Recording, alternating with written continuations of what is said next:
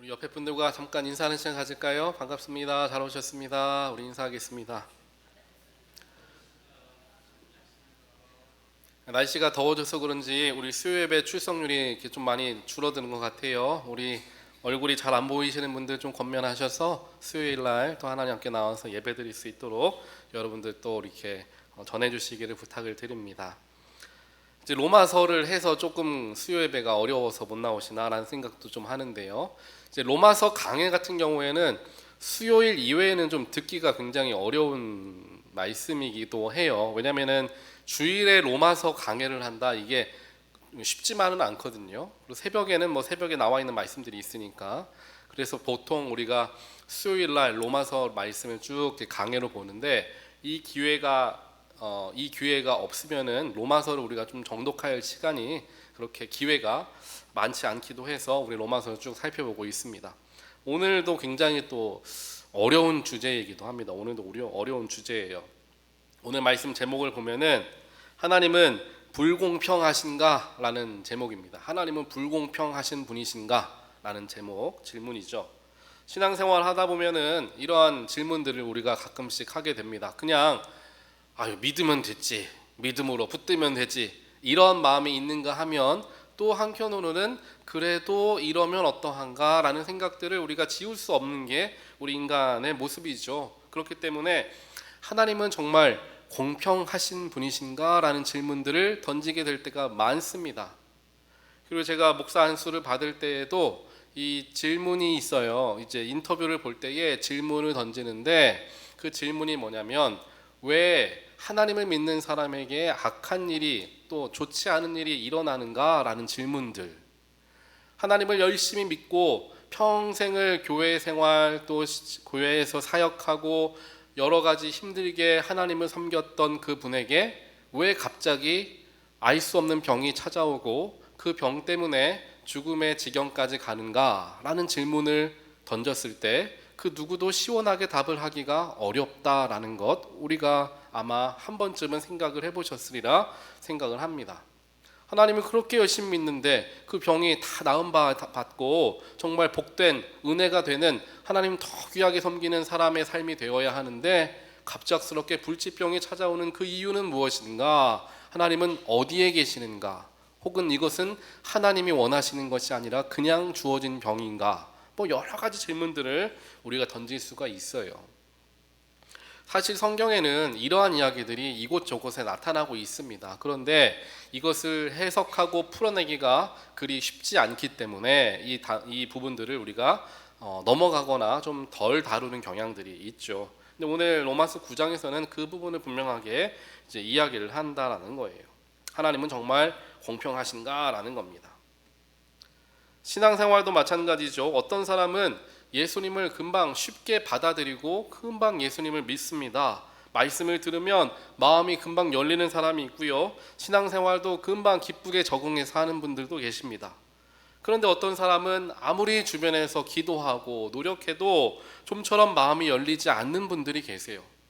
본인도 답답할 거예요. 나도 좀 하나님 만나고 싶고 정말 교회라는 곳에 다니면서 주님을 나의 왕으로 모시며 살아가고 싶은 마음은 있는데 이게 열려지지가 않아서 본인도 답답한 사람들도 분명히 있을 거라는 것이죠.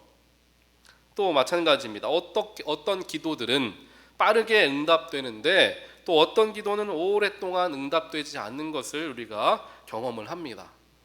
또 어떤 사람들은 하나님의 은혜를 아주 풍성하게 경험하는데, 또 어떤 이는 혹은 내가 봤을 때 나는 아무리 기도해도 하나님이 침묵하시는 것만 같다, 내 기도는 하나님이 잘 들어주시지 않는 것 같다라는 생각을 하게 될 때가 있다는 겁니다.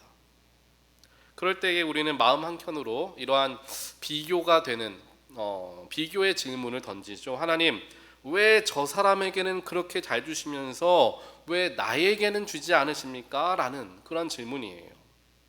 왜 저 사람의 길은 저렇게 활짝 열어주시면서 왜 내 길은 이렇게 막혀 있습니까? 이런 질문이라는 거죠. 사도 바울도 오늘 본문에서 이와 같은 질문을 이제 하게 됩니다. 오늘 우리가 함께 읽었던 14절을 보면은 이런 이야기를 합니다. 그런즉 우리가 무슨 말을 하리요? 하나님께 불의가 있느냐? 그럴 수 없느니라. 하나님께 불의가 있느냐? 이거 다시 말하면 하나님은 불공평하신 불의하신 분이시냐라는 그런 질문이에요. 그러면서 사도 바울은 이제 로마서 9장 전체를 쭉 살펴가면서 하나님께서 하시는 선택, 그리고 하나님의 긍휼하심, 은혜죠. 또한 바로라는 인물, 우리가 다들 잘 아는 바로의 완악하였던 그 모습, 그리고 토기장이가 진흙으로 그릇을 만드는 이야기, 이러한 이야기들이 쭉 이제 나옵니다. 그렇기 때문에 우리가 이러한 부분들을 쭉 살펴보면서 바울이 오늘 이 말씀을 어떤 마음을 가지고 기록했는가를 살펴볼 수 있어야 되는데, 바울이라는 인물은 사실 큰 상처, 아픔이 있었던 사람입니다. 그 상처, 아픔이 뭐였냐면은 하나님을 믿는 이스라엘 백성들, 즉 하나님께서 이스라엘 백성들을 선택하셨고 율법과 언약과 약속을 주셨는데 정작 많은 사람들이 왜 예수님을 받아들이지 못하는가, 그런 마음 아픔이 있었어요. 어찌 보면 하나님과 가장 가까이 살아간다라는 유대인들, 또 그들에게 주신 하나님의 아들인 메시아 예수 그리스도, 훨씬 더 믿기 좋은 조건임에도 불구하고 그들은 왜 이렇게 예수님을 받아들이지 못하는가라는 생각들이 있었다라는 거예요. 그러면서 사도 바울은 이러한 질문을 했을 겁니다. 하나님께서 이스라엘에게 주신 약속은 실패한 것인가? 하나님의 말씀은 이루어지지 않을 것인가? 이러한 질문들을 할 수가 있었을 겁니다. 하지만 바울은 그 뒤에서 이것이 결국 그렇지 않다라는 결론을 내리죠. 하나님의 약속은 결코 실패하지 않으신다라는 결론을 내린다라는 거예요. 왜냐하면 구원은 인간의 노력이나 혹은 아까 말씀드렸던 유대인이라는 혈통이나 혹은 자격에 달려 있는 것이 아니라 처음부터 하나님의 은혜, 즉 긍휼에 달려 있기 때문이다라는 거예요. 그래서 오늘 말씀은 우리가 하나님의 모든 결정, 이 세상이 돌아가는데 하나님이 하시는 그 모든 선택을 우리가 다 이해할 수 있다라는 말씀을 드리는 것이 아니라, 오히려 이해할 수 없어도 하나님의 성품, 즉 의로우신 하나님을 우리가 더 믿을 수 있기 때문에 이해할 수 없어도 주께 나아갈 수 있다라는 이야기를 오늘 사도 바울은 저와 여러분에게 하기를 원하는 겁니다. 오늘 말씀에서 첫 번째로 살펴볼 수 있는 것은, 우리가 은혜라는 것은 받을 자격이 아니라, 우리가 구원받는다라는 그 은혜는 받을 자격이 있어서 받는 것이 아니라 하나님의 은혜, 하나님의 긍휼 때문에 받게 된다라는 것을 첫 번째로 먼저 우리가 살펴볼 수 있습니다. 오늘 말씀 15절과 16절을 보면 이렇게 기록합니다. 모세에게 이르시되 내가 긍휼히 여길 자를 긍휼히 여기고 불쌍히 여길 자를 불쌍히 여기느니라. 그리고 그 뒤가 중요한데요. 그런즉 원하는 자로 말미암음도 아니고 다른 박질하는 자로 말미암음도 아니요 오직 긍휼히 여기시는 하나님으로 말미암음이니라 라는 이야기. 이 부분이 중요합니다. 하나님께서 구원을 베푸시고 불쌍히 여기셔서 긍휼함을 허락하여 주시는데, 이 긍휼함을 허락하시는 것은 그 사람이 너무나 원해서 주는 것도 아니고 다른 박질을 열심히 해서 주는 것도 아니다라는 것을 가르쳐 주기를 원했던 거예요. 구원이라는 것은 우리가 하나님께로부터 받아낸 보상이 아니라 하나님께서 우리에게 거저 베풀어 주신 긍휼, 은혜다라는 것이죠. 우리는 때때로 은혜를 받을 만한 자격이 있다라고 생각할 때가 있습니다. 예를 들면 나는 그래도 교회에 오랫동안 열심히 다녔습니다. 그러니 하나님의 은혜를 좀 받을 수 있습니다. 나는 남들보다 착하고 선하게 살았습니다. 섬기는 삶을 살았습니다. 나는 봉사도 많이 했고 헌금도 많이 했습니다. 그러니 나는 하나님의 은혜를 받을 그러한 자격이 좀 있습니다 라고 생각하는 경우가 많다는 거예요. 그런데 이렇게 생각하다 보면은 우리는 이제 어떻게 연결시키게 되냐 하면은 구원이라는 것도 보상처럼 생각하게 된다라는 거예요. 내가 이만큼 했으니 하나님도 이만큼 해 주셔야 된다라고 라는 생각을 하게 된다는 겁니다. 쉽게 이야기하면 우리가 간절하게 하나님께 무언가를 놓고 목이 터져라 기도하고 또 기도합니다. 그렇게 간절히 열심히 금식까지 해가며 기도했으니 하나님 이제는 응답해 주셔야죠 라는 생각. 이게 결국에는 내가 그렇게 정성을 들이고 공을 들였으니 주님도 좀 알아주셔야 되는 것 아닙니까? 주님도 응답해 주셔야 되는 것 아닙니까? 라고 우리는 생각하는 경향이 있다라는 거죠. 그런데 오늘 말씀에서 사도 바울은 분명히 얘기하죠. 원하는 자로 말미암음도 아니고 다른 박질하는 자로 말미암음도 아니다. 즉 원한다고 얻는 것도 아니고 열심히 한다고 얻는 것도 아니다라는 것을 가르쳐 주길 원한다라는 거예요. 대신에 오직 하나님의 긍휼하심으로 하나님의 은혜로 주어졌다라는 이야기를 사도 바울은 우리에게 하고 있습니다. 그렇기에 이 긍휼, 이 은혜는 마땅히 받아야 할 심판을 우리가 받지 않고 받을 자격이 없는 은혜를 받은 것을 뜻하는 단어가 된다는 거죠. 한 가지 예를 들자면 누군가가 회사에서 한 달간 열심히 일을 하고 월급을 받았습니다. 그 월급은 그 사람에게 어떠한 의미를 줍니까? 그것은 누군가가 자기에게 베풀어준 은혜가 아니에요. 내가 열심히 일한 것에 대한 정당한 대가이죠. 그러나 아무 일도 하지 않은 사람에게 누군가가 와서 당신이 요즘 생활이 어렵다라는 이야기를 들었습니다. 내가 조금 생활비를 보태주겠습니다 하고 나에게 돈을 주었다면 그것은 무엇입니까? 선물이죠. 월급을 받은 사람은 내가 열심히 해서 벌었다라고 말할 수 있습니다. 하지만 선물을 받은 사람은 내가 열심히 하지 않았지만 누군가가 나에게 주어서 내가 받았다라고 말할 수밖에 없다라는 거죠. 구원이 바로 이와 같다라는 거예요. 우리는 구원을 열심히 해서 벌은 것이 아닙니다. 우리는 거저 받은 것, 은혜로 받은 것이 바로 구원이다라는 이 사실을 우리는 항상 기억하며 신앙생활을 할 필요가 있다라는 거예요. 우리가 하나님을 먼저 찾아가서 주님께 엎드린 것 같지만 사실은 하나님이 먼저 우리를 찾아오셨다라는 것입니다. 우리가 예수님을 붙든 것 같지만 사실 예수님께서 먼저 우리를 붙들어 주신 거예요. 에베소서 2장 8절과 9절이 그 부분을 이야기하는데요. 우리 화면을 보시면서 같이 한번 읽어보겠습니다. 같이 읽겠습니다. 시작. 너희는 그 은혜에 의하여 믿음으로 말미암아 구원을 받았으니 이것은 너희에게서 난 것이 아니요 하나님의 선물이라 행위에서 난 것이 아니니 이는 누구든지 자랑하지 못하게 함이라. 아멘. 에베소서 2장에서도 분명하게 이야기합니다. 우리가 받은 구원은 내가 열심히 해서 받은 것이 아니라 하나님이 거저 주신 선물이다라는 거죠. 그래서 우리가 이 은혜를 바르게 이해하는 게 그리스도인들에게 가장 첫 번째의 관문이 돼요. 이걸 넘어서지 못하는 그리스도인들이 굉장히 많습니다. 이 은혜를 바르게 이해하면은 변화되는 게 있는데 먼저 나에게 자랑하고자 하는 마음이 없어집니다. 내가 다른 사람보다 더 열심히 하고 내가 다른 사람보다 더 선해서 구원받은 것이 아니기 때문이죠. 또 두 번째로 우리가 은혜를 바르게 이해하면 우리 가운데 절망이 사라집니다. 뭔 얘기냐면 내가 비록 부족한다고 하여서 하나님의 은혜가 나에게로부터 떠나가는 것이 아니기 때문이라는 거죠.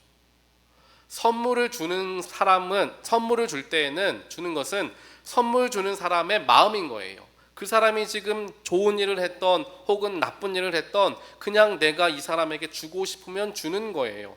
그 사람의 상태에 따라서 선물을 받고 못 받고가 나누어지지가 않는다라는 거죠. 그렇기 때문에 내가 부족하고 내가 죄악되어도 주님의 은혜로서 우리가 구원을 받을 수가 있다라는 거죠. 주님을 바라보기만 하면, 또 주신 걸 내가 받기만 한다면. 이것을 우리가 기억해야 할 필요가 있습니다. 그래야지 다른 사람들을 판단하거나 정죄하지 않을 수 있어요. 믿는 사람이라면 이렇게 하셔야죠. 나는 이렇게 열심히 살아가고 있는데 믿는 사람이라면 당신도 그렇게 살아가야 하는 것 아닙니까? 그러니 하나님 응답을 못 받고 그러니 병 고침을 못 받는 것 아닙니까? 이러한 모든 생각들이 결국에 열심과 수고를 통하여 내 믿음이 깊어진다, 그리고 칭찬받는다 라는 생각을 가지고 있기 때문에 나타나는 모습이 된다는 거예요.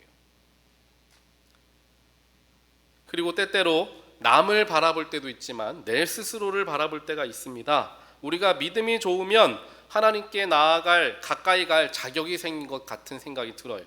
하지만 내가 평소에 죄를 짓고 내가 또 실수하고 또 잘못된 죄를 반복하고 이럴 때는 내가 하나님께 나갈 자격이 없다고 생각하고 내가 오늘은 예배당에 나가지도 못하겠네, 내가 맡은 사역을 내가 어떻게 감당하나, 이렇게 죄악된데 하나님이 보셨을 때 나를 뭐라고 하실 거야, 벌하실 거야, 이렇게 생각하며 내가 내 스스로가 하나님께로부터 멀어지는 거예요. 죄 때문에 오히려 죄를 용서하신 주님께 가까이 나가는 게 아니라 죄 때문에 내가 주님께로부터 멀어진다는 거죠. 그렇기에 나의 영이 연약해질 때, 나의 믿음이 약해질 때 우리는 실수하지 말아야 하는 게 있습니다. 평소에 열심히 해오던 사역을 내려놓는다든지, 혹은 여러 가지 내가 하나님 안에서 할 수 있는 그 모든 것들을 내가 멈춘다든지, 이러한 것이 오히려 나에게 더 큰 더 문제를 키우는 그러한 일이 될 수 있어요. 그럴 때일수록 더 주님께 나아가는 게 맞다라는 거죠. 그렇기 때문에 우리는 항상 은혜가 필요한 사람이다라는 거예요. 내가 잘하고 있을 때에도 우리는 은혜가 필요하고, 내가 못하고 있을 때에도 은혜가 필요하다라는 거죠. 그렇게 우리는 처음부터 끝까지 하나님의 은혜로 사는 사람들입니다. 탕자가 집에 돌아왔을 때 형은 무슨 생각을 했습니까? 형은 계산했죠. 무슨 계산을 했습니까? 나는 아버지를 오랫동안 섬겨왔어. 그런데 저 탕자는 재산을 다 탕진하고 돌아왔어 라는 생각을 한 거죠. 하지만 아버지는 어땠습니까? 어떻게 했습니까? 돌아온 탕자를 품어줬습니다. 그러니 첫째 아들은 이게 불공평하게 느껴진 거예요. 하지만 잘 생각해 보면 이 첫째 아들에게 주신, 첫째 아들이 가진 그 모든 은혜는 하나님께로부터 왔다, 아버지께로부터 왔다라는 거예요. 그가 아버지, 즉 자신의 아버지가 그렇게 부유한 사람이었기 때문에 태어났을 때부터 그 부를 상속받는 아들로서 살아갈 수 있었던 것이지, 자기가 더 잘 섬겼고 자기가 오랫동안 아버지와 함께 있었기 때문에 얻어진 게 아니다라는 거죠. 그렇기 때문에 불공평해 보이는 거예요. 저런 탕자를, 저렇게 죄 지은 사람을 용서해 준다고? 저렇게 죄 지은 사람에게 저렇게 큰 은혜를, 축복을 주신다고? 이건 불공평해 라는 생각을 갖게 된다라는 거죠.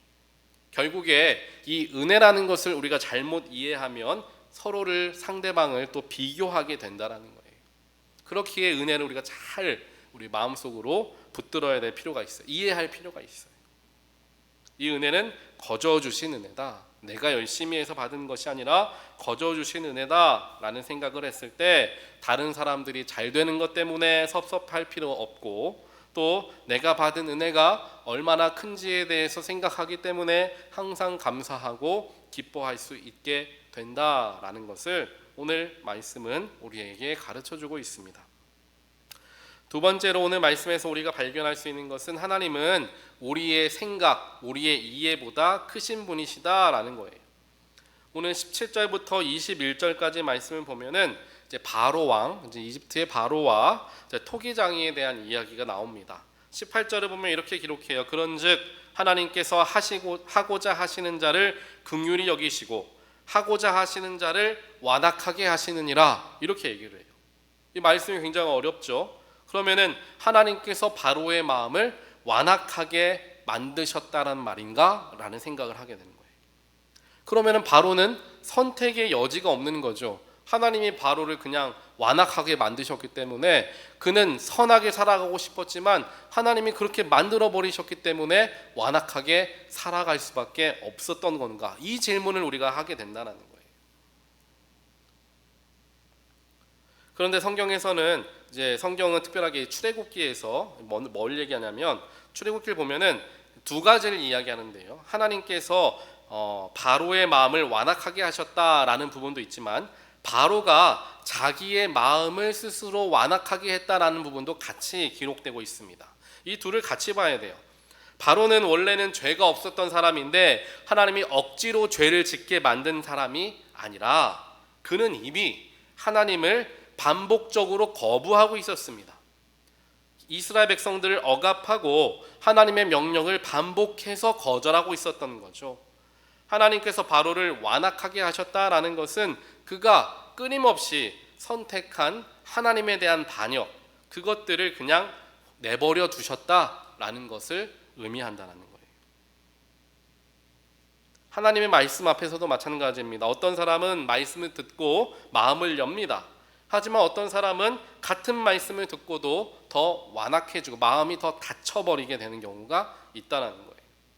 이 문제는 이것은 하나님 말씀이 악해서가 아니라는 거죠. 그 말씀을 대하는 우리 사람들의 마음이 문제가 있다는 거예요.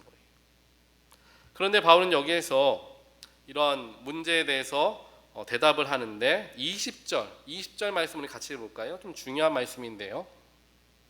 20절 말씀 같이 읽어보겠습니다. 시작. 이 사람아, 내가 누구이기에 감히 하나님께 반문하느냐? 지음을 받은 물건이 지은 자에게 어찌 나를 이같이 만들었느냐 말하겠느냐? 이 말씀입니다. 이 말씀이 굉장히 불편한 말씀이 될 수가 있어요.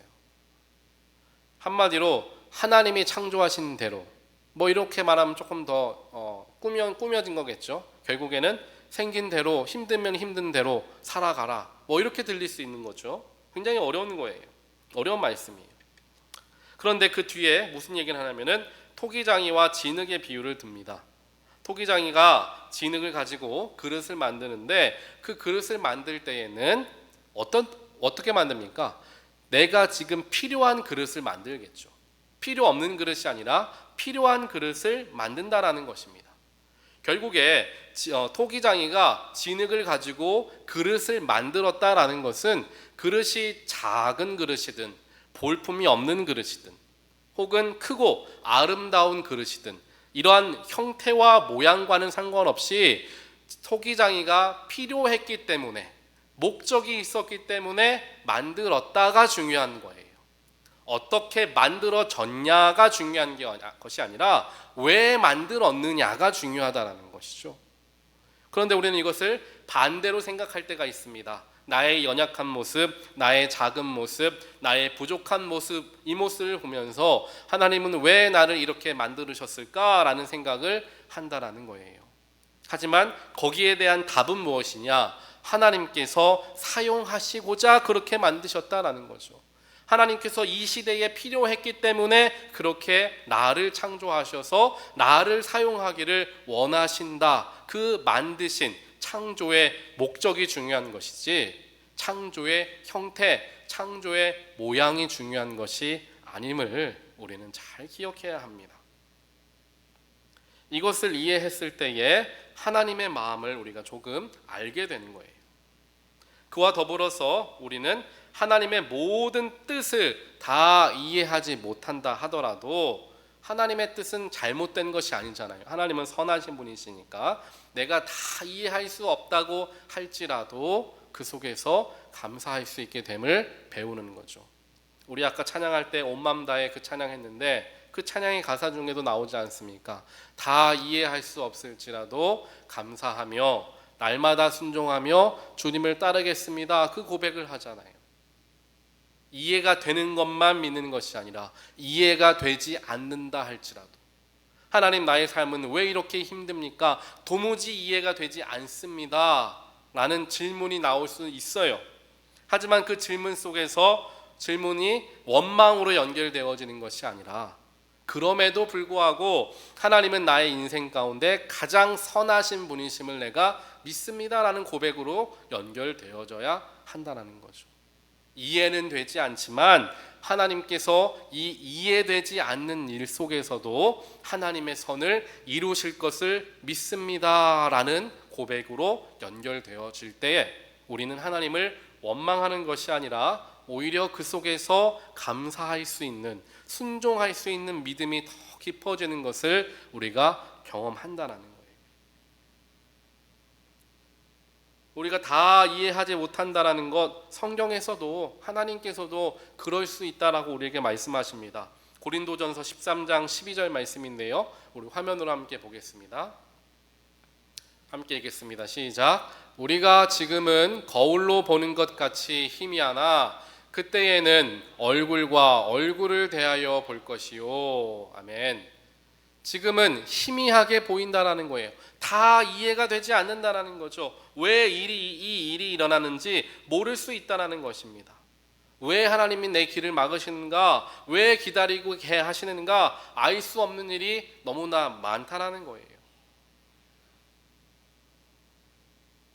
그런데 우리의 신앙이라는 것은 모든 질문에 답을 얻는 게 신앙의 여정이 아닙니다. 답을 얻지 못하는 상황 속에서도 하나님의 선하신 성품을 신뢰하는 게 신앙의 길이다라는 것을 우리는 기억할 수 있어야 되는 거예요. 마지막으로 오늘 말씀을 통해서 우리가 볼 수 있는 부분, 알 수 있는 부분은 하나님의 오래 참으심은 이제 구원을 향하여서 연결되어진다라는 거. 오래 참으심. 22절부터 24절 말씀에서는 진노의 그릇과 긍휼의 그릇에 대해서 이야기를 합니다. 22절에서 중요한 부분이 있는데요, 하나님께서 오래 참으심으로 관용하시고 라는 얘기를 해요. 즉 하나님께서 죄인을 보시고 그 즉시 심판하는 것이 아니라 오래 참으심으로 관용하신다라는 이야기죠. 하나님께서 오래 참으신다라는 거예요. 바로에게도 마찬가지입니다. 한 번만 기회를 주셨던 게 아니에요. 하나님은 모세를 반복적으로 보내셨고 여러 표적을 보여주시면서 그를 돌이키게 하시려 하셨습니다. 하지만 바로는 그 기회가 있었음에도 불구하고 그 기회를 놓쳐버렸죠. 그렇기 때문에 하나님의 심판이 그 뒤에 올 수밖에 없었던 겁니다.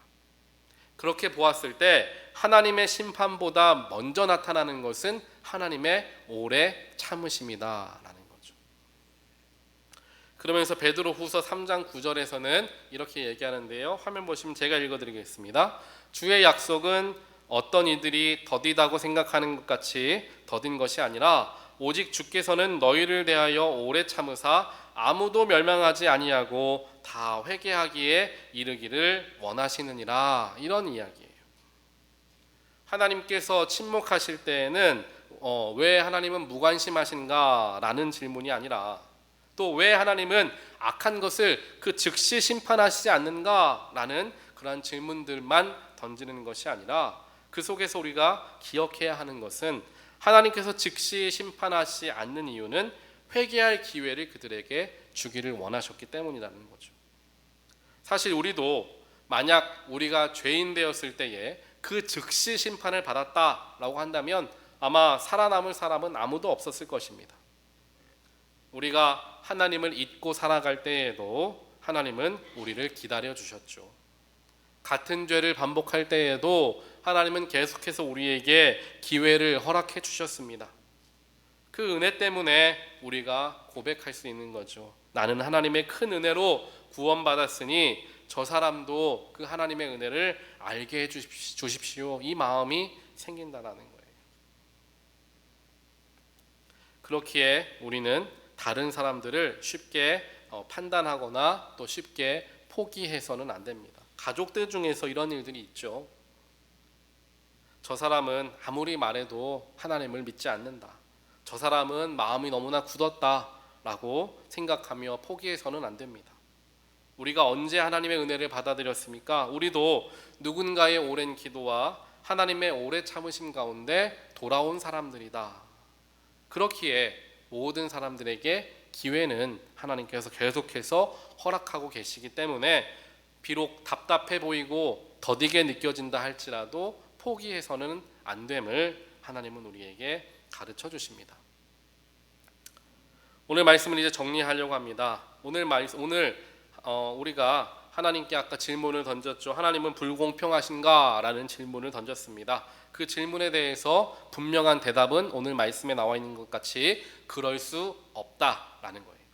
하나님은 불의하신 분이 아니시다라는 거죠. 다만 하나님의 은혜는 우리의 생각보다 또 우리가 가지고 있는 가치 혹은 계산적인 마음보다 더 크시다라는 거예요.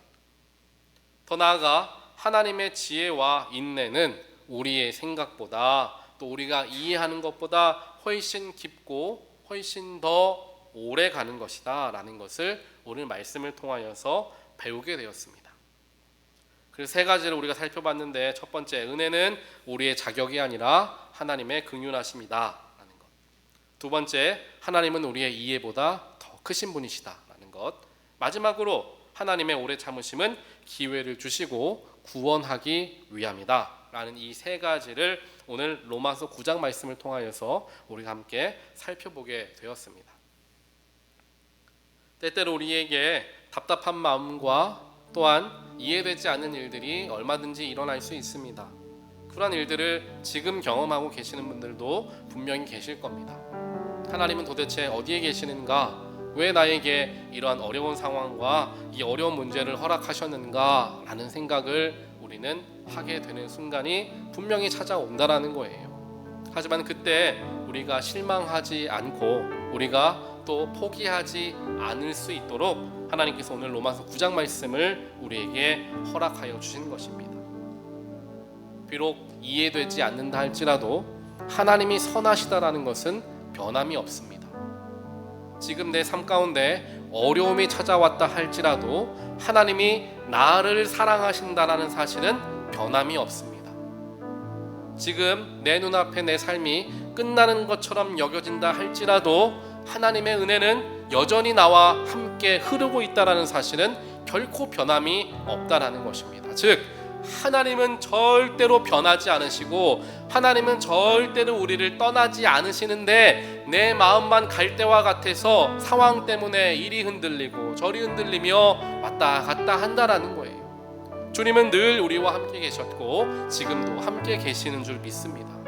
그 믿음을 가지시고 환경 때문에 내 믿음과 마음이 막 흔들릴 때 오히려 하나님께 기도하길 원합니다. 하나님, 이러한 환경 때문에 주님을 향한 사랑, 주님이 나를 얼마나 사랑하시는가, 주님께서 얼마나 선하신 분이신가가 흔들리지 않게 하여 주시옵소서.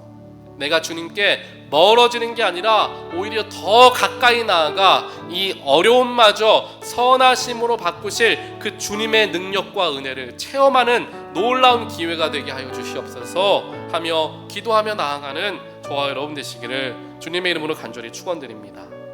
그때 나도 모르게 내 마음속에 속삭이시는 성령님의 음성을 듣게 될 것입니다.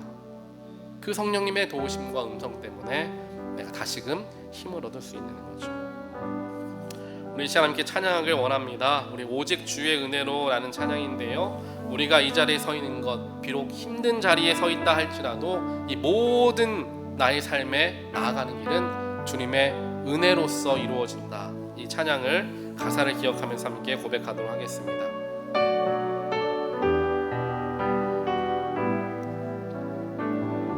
오직 주의 은혜로, 오직 주의 은혜로 지금 여기 서 있네. 한없는 경배, 한없는 찬양, 내 영혼 예배 드리네. 나를 위해 이 땅에 오신 주의 은혜, 십자가 고통 이기신 주님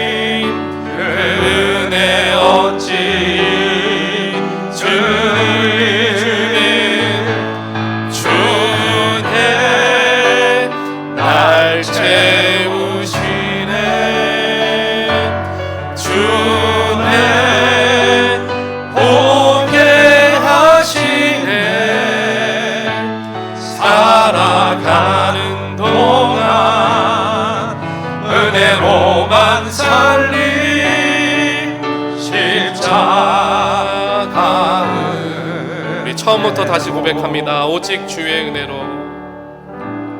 오직 주의 은혜로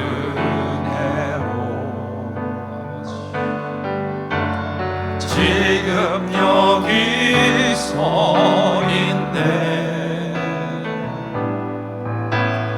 한없는 경배, 한없는 찬양, 내 영혼 예배 드리네. 아멘. 나를 위해 이 땅에 오신 주의 그 은혜, 십자가 고통 이기신 주님 은혜 어찌 함께 고백합니다. 주내 날 채우시네, 주내 날 채우시네. 아멘. 주내 오게 하시네. 살아가는 동안 은혜로만 살리 십자가은. 우리 다시 한번 고백합니다. 주내 날 채우시네, 주내 날 채우시네. 주내 오게 하시네. 살아가는 동안 은혜로만 살리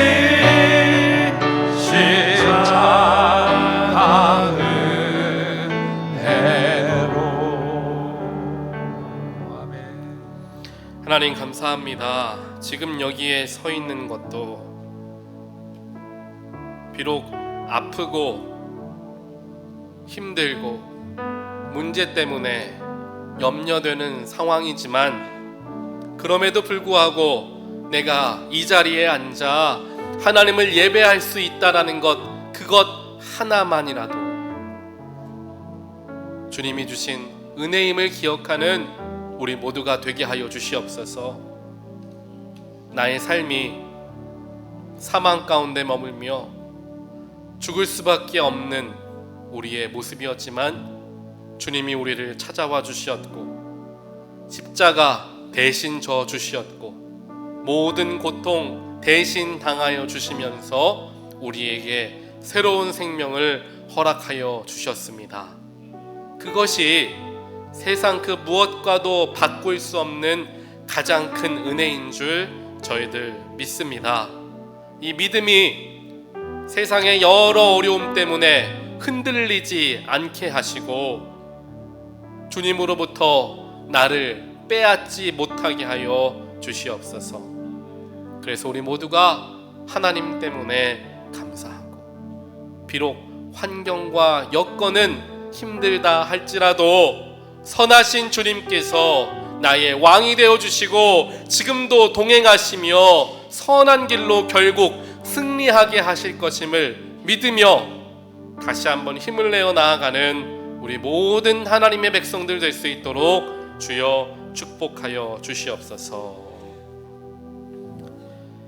이제는 나를 위하여 십자가 지신 예수 그리스도의 한량없는 은혜와 독생자 예수를 허락해 주신 하나님 아버지의 크신 사랑하심과 지금도 나와 함께 하시며 옳은 길로 인도하시고 어려운 중에도 위로되시는 성령 하나님의 감화 감동 교통하심이 오늘 예배를 통하여 때로 이해되지 않는 일들 속에서 답답한 마음을 가지고 있던 우리에게 더 크신 하나님의 은혜와 그 계획이 있다는 사실을 말씀을 통해 선포하여 주시고, 그 은혜를 다시 한번 기억하고 돌아가는 하나님의 귀한 백성들 머리머리 위에, 그들의 자녀와 일터와 또한 일상 위에 지금부터 영원까지 함께 하시기를 간절히 축원하옵나이다. 아멘.